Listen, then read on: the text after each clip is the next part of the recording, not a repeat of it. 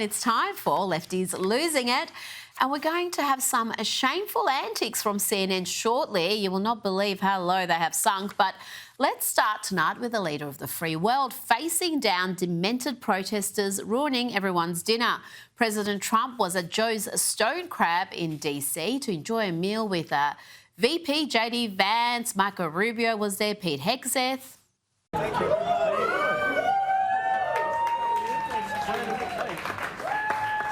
We have a safe city now. Great job.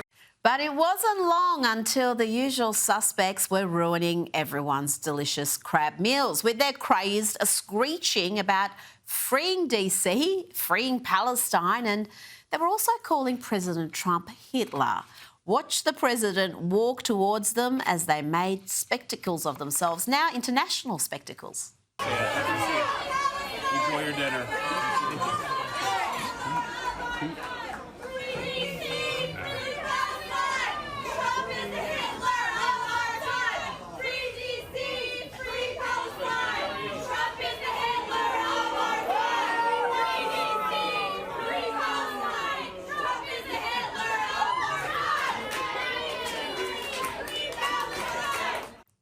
Now, here is a hint for the diabolically dumb women in that clip. If Trump was Hitler, if he was a modern-day dictator, you would never be seen again. You think you can scream insults to, I don't know, Xi Jinping or Kim Jong-un? If you did, you'd be in a Labor camp or dead in quick time. Now to a delightful clash between Tucker Carlson and billionaire and dimwit Mark Cuban. Yes, he's both. Unusual combination, I know. Here they are discussing funding for Ukraine. Half my family's Ukrainian from my grandparents. And so, personally, I think we should help. But I don't have a studied answer for you. How much money have you sent to Ukraine? None. Oh, so what do you mean by we? You're the one whose family's from Ukraine. Like, why don't you send them $1 billion? Because I'm trying to fix health care. Why don't you fix their health care if you're like so deep? If you think we need to help, why don't you start? How about you first? Yeah. I notice that's never like even an option for anybody. It's like, we need to help. That's not what charity is. Forcing other people to help is not charity. Here's the good vanity. news. Love that. We need more Carlson v. Cuban content in our lives. Now to another clash, but this one was very much one-sided, despite the best efforts of MSNBC host Mika Brzezinski. Watch how Border Czar Tom Homan demolishes her ridiculous claims and calls out her earlier misleading coverage of ICE operations. I see on the show this morning you have Governor Healy talking about ICE doing enforcement operations at a church. False. Didn't happen. They were parked there. They did not do an operation there. She said they were parked in a public space legally. But to say that and to push that out there puts fear in the immigrant community. So let me tell you what's happening. To do that puts fear in the community. Right. To park the ICE agent's vehicle they're on a near public a church. street. They they're are on a public street. She said they're on a public that, street sir. waiting to respond to a criminal alien release pulled aside the road. Let me tell you, in the last couple of days, what's happened in Boston. They've arrested Victor Gomez Perez, a 33-year-old criminal alien from Guatemala, with charges of aggravated rape, assault and battery with dangerous weapon, indecent assault and battery on a victim 14 years or younger. They arrested Kaylee Espinosa, a 33-year-old criminal alien from Colombia, with charges of aggravated assault on a pregnant victim. They arrested Joshua Gonzalez, a 24-year-old criminal alien from Dominican Republic, with charges for trafficking heroin, morphine, opium, resisting police, disorderly conduct, and drug distribution. They also arrested Samuel Armando Barrero, a 20-year-old criminal illegal alien from Guatemala, pending charges for assault and battery on a child. This past year, I've seen innocent Americans raped and murdered by people who are not supposed to be here. So rather than going back and forth and say, well, ICE has got a car parked near a church, that is ridiculous. Ridiculous indeed. But Mika was not done yet. Having hit rock bottom, she decided to start digging. I would argue that actually the ICE vehicle parked outside a Spanish mass is a frightening sight, given what has happened in this country. I also, with respect, sir, thank you for the information that you have shared on this show, but we would appreciate all of the information. all of it, all of the data that you say you have. I've done this show several times. Every time on your show, I speak with integrity, I speak with honesty, and I speak with facts. The bottom line is, because of all this false narrative, and you using the term disappearing people, well, is that's disgusting. what's happened. That happened to the group that was sent to El Salvador. She is determined to make a monumental fool of herself by repeating these debunked Democrat talking points. Even some Democrats, the sensible ones, have stopped making these claims, but not Mika and not MSNBC. They are going down with the ship. Why a lot of these people have been disappeared.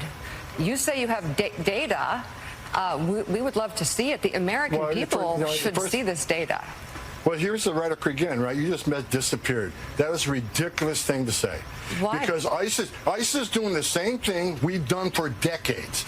But because of the last 4 years, ISIS wasn't allowed to enforce the law. But we're doing the same thing right now that we did when I started back in 1984.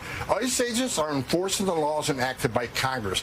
Now to CNN disgracing itself again by accusing Donald Trump of seizing on the murder of a young Ukrainian woman, a murder they had refused to cover until now.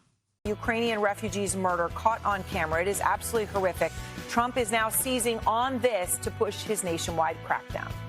And it gets worse. Have a listen to what CNN anchor Abby Phillip had to say. She seems to be more mad at Charlie Kirk for bringing attention to this sickening crime than the barbaric thug who killed an innocent woman. When you are mentally ill, you have a hard time knowing that you are mentally ill. But also, I mean, people like Charlie Kirk, Van, they've been looking for opportunities to make this some sort of like reciprocal George Floyd situation. And that's the part that I think he's almost giving away the game. And it's sad to see a lot of people going along with it. You know what? I'm almost speechless. Comparing that poor innocent woman to George Floyd is bad enough, but get ready to be truly disgusted. Here is Van Jones. We don't know why that man did what he did. And for Charlie Kirk to say, we know he did it because she's white, when there's no evidence of that, it's just pure race mongering, hate mongering. It's wrong. Then he says that if something like that had happened the other way, there would be sweeping changes imposed on society. Where is the George Floyd Policing Act? It didn't pass. Well, no evidence except the killer saying, "I got the white girl," and the fact that he was seated with 5 others around him who he didn't attack, who all happened to be black, but he targeted Iryna pretty much as soon as she sat down in front of him. All of this had White House Press Secretary Caroline Leavitt fuming when she addressed the media earlier today. Iryna Zarutska was stabbed to death on the rail system in Charlotte, North Carolina, by a savage career criminal. The most enraging and unacceptable part of this story is that her death was entirely preventable.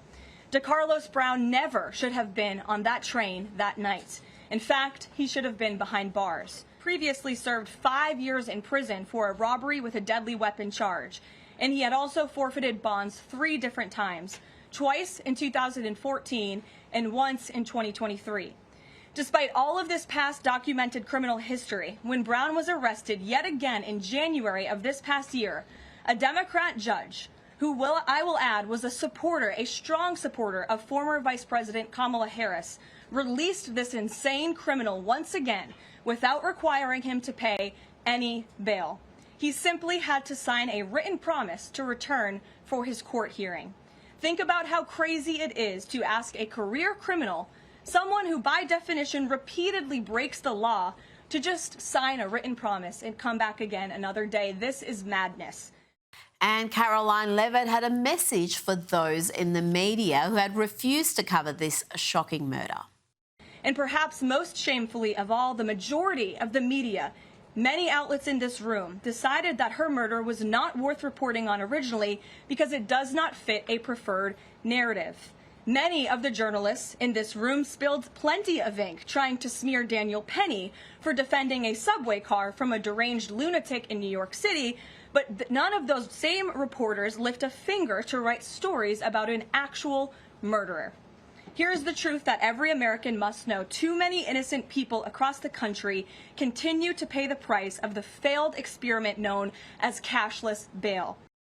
Joining me now is political advisor and commentator CJ Pearson. CJ, the full unedited footage is now being widely circulated of that shocking murder, and I'll ask you about that in a second. It is one of the most chilling things I've ever seen, not just the brutal attack, but what happened afterwards.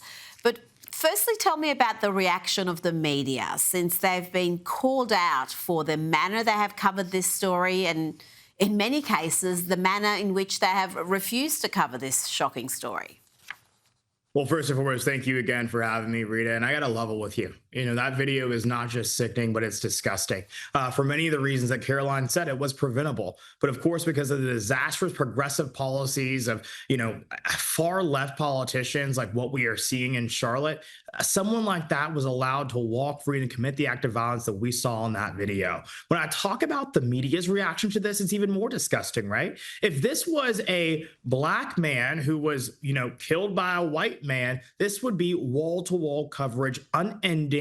And that is exactly what we would see coming from folks like Al Sharpton, who would be marching the streets right now, probably calling for America to be burned down. But because this is a white woman, but because this is a different situation, of course, as Caroline said, doesn't fit their preferred narrative, they want to ignore it. They want to accuse conservatives of overreacting and pouncing on this situation. No one's pouncing on anything. What we're demanding is the return of law and order in this country. And I don't think it's a radical position to hold to believe in that. Well, the full unedited version, and we're not going to play you the moment of the attack. It is just too shocking, but a warning nevertheless, because some viewers may find this distressing. And it is distressing, the lead up to the attack and what happened afterwards. That's disturbing enough. After Iryna was stabbed, there were 5 others sitting nearby who didn't go to her assistance, CJ. The Good Samaritans who eventually came to help her were further down the carriage, and they are to be applauded for trying to save her life. But it was really quite chilling to watch people who failed to check on her after she suffered those horrific injuries. You know, it was a disgusting display of cowardice, you know, to be quite honest with you. And I'm glad that there were people that eventually rose to the occasion to render her aid. There was one man who actually took his shirt off and attempted to apply a tourniquet to stop the that was going on, and God bless him for it. But again, you know, what was disgusting, of course, was his actions, but also the fact that no one's sprung to help. I think it goes to show not only, you know, do we have a problem when it comes to actually courage in this country, but also too, they were probably afraid as well, you know, which goes to show this man had no business being on our streets, no business being out in the community. And the judge that let him out, we should know his name as well. Now, CJ, the race issue here, you've already touched on it. It's undeniable when you look at the media's reluctance to properly cover this story. And also undeniable is the fact that the other 5 passengers sitting near the killer were black. They weren't attacked, but as soon as Iryna sat down, she became a target. And the statistical data about black-on-white crime is now being talked about widely, perhaps for the first time in a long time. Let's hear now from Will Kane on Fox News. I want to show you the actual truth. When it comes to crime, the story is about race. Race. Take a look at the black-on-white crimes, 385,000 in 2023. The white-on-black crimes, just under 118,000. You see the comparative numerical difference. But now, here's what the media actually does. They did what our camera operator just began to do a moment ago. I'm going to step out of the way. I'm going to show you literally what the media does with the camera. They zoom in on this number. This number, devoid of context. CJ, the data shows a white person is around 30 times more likely to be victimised by a black person than the other way around. How much discussion is there about that issue at the moment in America? Or the fact that you do have black men of a certain age so heavily overrepresented in the violent crime statistics? There's very little discussion about this issue in America because the left seeks to shut down discussion in America, right? Here's the deal. They want to say, let's not make this about race. Let's not bring color into it. In that video, what you see is that man, that perpetrator, that thug, that animal. He says, I got that white girl. He says repeatedly, Rita, I got that white girl. And so it's not us making it about race. It's not Fox News making it about race. It's not any of us weighing in on this terrible tragedy, making it about race. He committed this act because he was motivated by race. And so if you want to call anyone out for racism or so-called racial supremacy, call out the thug who did this. Yeah, absolutely. And again, as you said, if the races were reversed, if you had here a black victim, a white perpetrator, and a white perpetrator referring to the race of the victim, you're telling me people aren't going to be talking about it, they're not going to be noting the racial element. Now, Democrats, including Roy Cooper, are seeking to highlight mental health issues, the lack of policing, but this particular perpetrator had plenty of contact with police, didn't he, CJ? He exactly did. And let's also talk about the fact that it's the Democrats who've called for the defunding of the police. It's the Democrats who've called for less policing in our communities. It's the Democrats right now who are fighting against President Trump to secure America's greatest and once beautiful cities. And so, it's ironic to hear this from them, but honestly, it's out of survival that they're now starting to say this, right? They realize that the American public are not with them. The American public want to live in safe and secure communities. They don't want to live in fear on their public transportation as they walk down the sidewalk. And so, yeah, it's actually not surprising to me to hear Roy Cooper change his tune, but it's a day short and $1 late. And I got to tell you, I think the American people are going to hold him accountable for it. And this is a man who, by the way, is running for U.S. Senate right now in the state of North Carolina. And I got to tell you, this is going to hang around his neck like an albatross. Now, CJ, what is happening with the job data in the US? I saw the Bureau of Labor Statistics revise down the job numbers by some 900,000 for 2024, 2025. How many jobs created under the Biden administration have now been revised away? They never really existed. It's looking like upwards of 1 million. And, similar to the way in which they've cooked the books for the MPD in the city of D.C., where they're reporting less violent crime that's actually then occurring, we're actually seeing the same thing with these BLS statistics, which is absolutely unfortunate, which actually underscores the importance of performing or in confirming, an incredible guy like E.J. Antony, who is a Heritage Foundation scholar, to replace the former Biden appointee who was in the position before. It's actually a shame to see, but I guarantee it's just not surprising at this point. Everything the Biden administration did seems to have been in an attempt to cover just how much of a failure their entire political agenda was. To Florida now and the federal trial of Ryan Ruth, who faces charges for attempting to assassinate President Donald Trump. This has occurred back at his West Palm Beach Golf Club in September 2024, not long after the first assassination attempt in Pennsylvania. CJ, the judge in this case has excluded potential jurors for any self-declared biases. One woman who said, "I am MAGA," was eliminated as a potential juror. But that does make me wonder how many others are quiet about their affiliations, whatever they may be. And what more do we know about this alleged assassin, Ryan Ruth? It seems like we've learned very little since September 2024. I'm definitely, curious about the political affiliations of those jurors as well, but also, too, to your point, who exactly is Ryan Ruth and why was he motivated to do what he did? We haven't heard much about that. Hopefully, Cash Patel and the good folks at the FBI are taking a hard look at that, and we will learn more. But I think that the American people are desperate to actually, get a lot more insight into his motivations as to why he did what he did and to ensure that he gets the fair punishment that he deserves here in this case.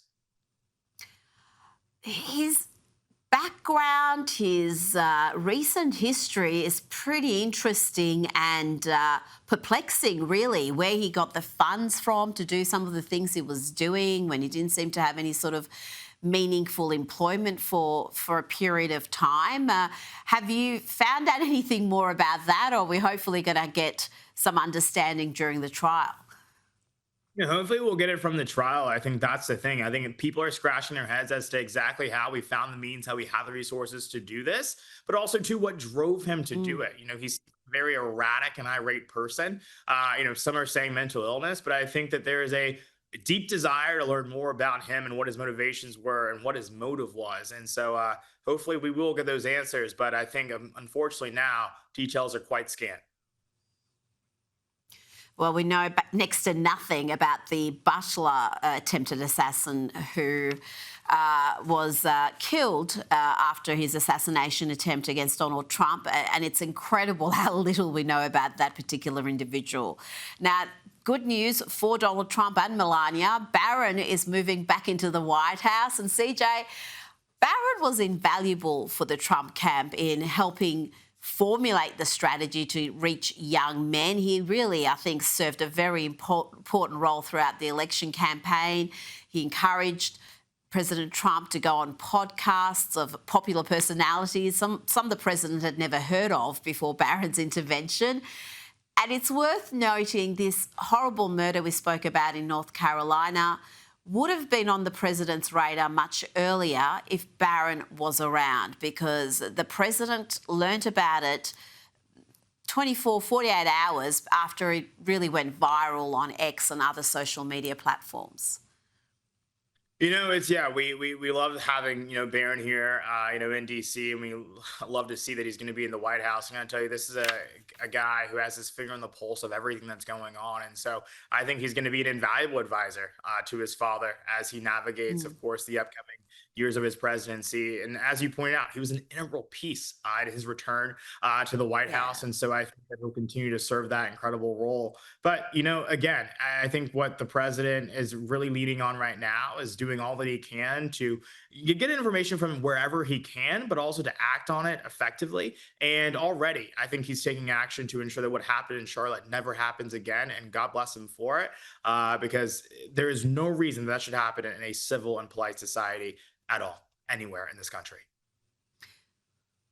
Well, let's just hope the law and order crackdown that we're hopefully going to see in America's big cities really see some meaningful long-term change, because they have just deteriorated so much. And even as a tourist who goes to the US very regularly, you can see that decay. Each time you visit, those big cities seem to be a little worse. Now, CJ, we covered the baseball Karen story earlier in the week, the woman who became among the most despised on the internet for about 24 hours after berating a father and son for taking a home run baseball she somehow thought belonged to her. She did get the baseball given to her. Well, the father in that viral footage, Drew Feltwell, wants people to leave her alone and not try to get her fired. He said, CJ, the internet has already messed her up pretty good. He's not wrong there. No, he's not wrong, but I will tell you, Rita, he is a better man than me, because I guarantee you, I would have kept the ball and I would have said, keep going. So he, I don't know, maybe he is a better man than me. I'll leave it at that.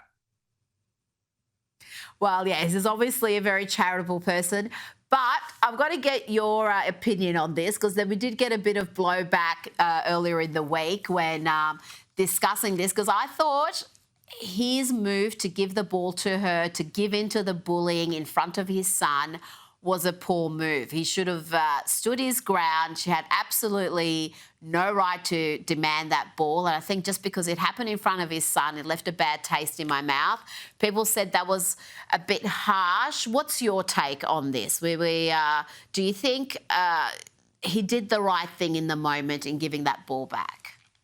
Well, Rita, I guess they're going to have to hate both you and me, because agree with you. I think he should have kept that ball. I think he should have. I don't know. I don't understand why he gave it back. I think I saw an argument online where it was basically that, it just goes to show that sometimes you can't give people, the attention of the time of day. I think that you also have to show your son when to stand on business and not to relent in the face of someone who is just being unreasonable and absolutely crazy and insane. And that is what I saw in that video. And so I wish he would have kept that ball, and I think his son would have appreciated. But, of course, everyone has their own parenting style, and I'll leave that to him. Yep, sometimes you've got to stand on business. CJ Pearson, thank you so much for your time tonight. Thank you so much.